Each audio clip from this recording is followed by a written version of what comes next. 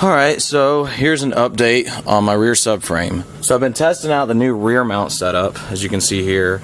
Please excuse my janky exhaust. It's been through 4 different subframes and really cheap welders, and it's just kind of working right now, and I don't feel like, I'm not going to redo it because I'm going to go turbo and it's not even going to have an exhaust in the back soon. I'm running Martin's new style rear mount setup, and it's been great so far. So this is the one that he had made when Taylor Ray broke his subframe, and lo and behold, I had the only diff cover that didn't work with this one. So what I ended up having to do, I don't know if you can see that or not, is I just notched the little lip off of the mount just barely enough for that to clear.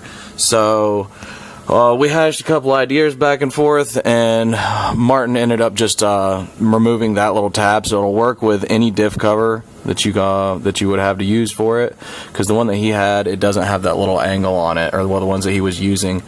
So, and I mean, it works fine. I've been sending it the drag strip, made a 6-second pass, cut a 1.5 60 foot on a 250 shot, no problems at all out of it.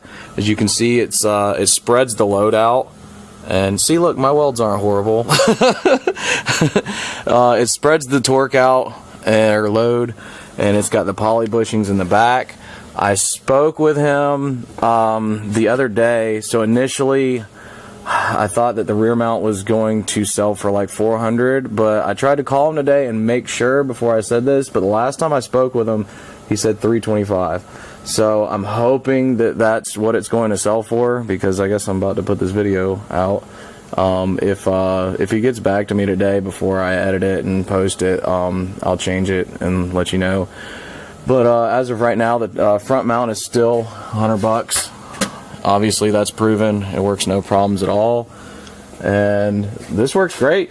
I've seen some people making their own version of it, and I was like, hey man, we need to let everybody know that we can go ahead and sell this and let everyone know.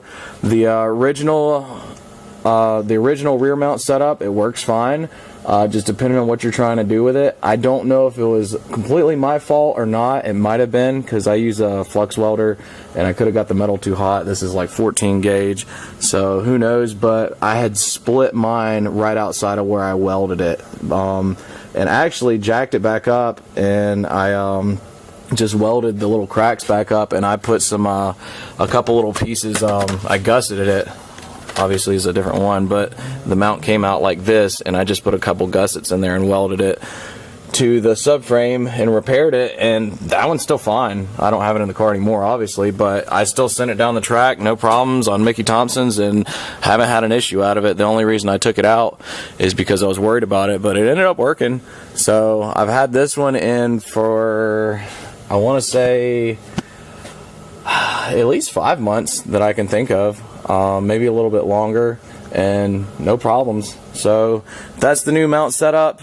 And if you'd like, I can, I have a bunch of footage of me welding this in, and I never made a conclusion to that video, so I can make a video, or I can edit a video of me actually installing this, welding in and all that good stuff, if y'all want to see it. So that's Martin's new rear mount setup, and it's not on the website, but you can ask him for it, and y'all can get this if you feel like you need it over the old mount style setup.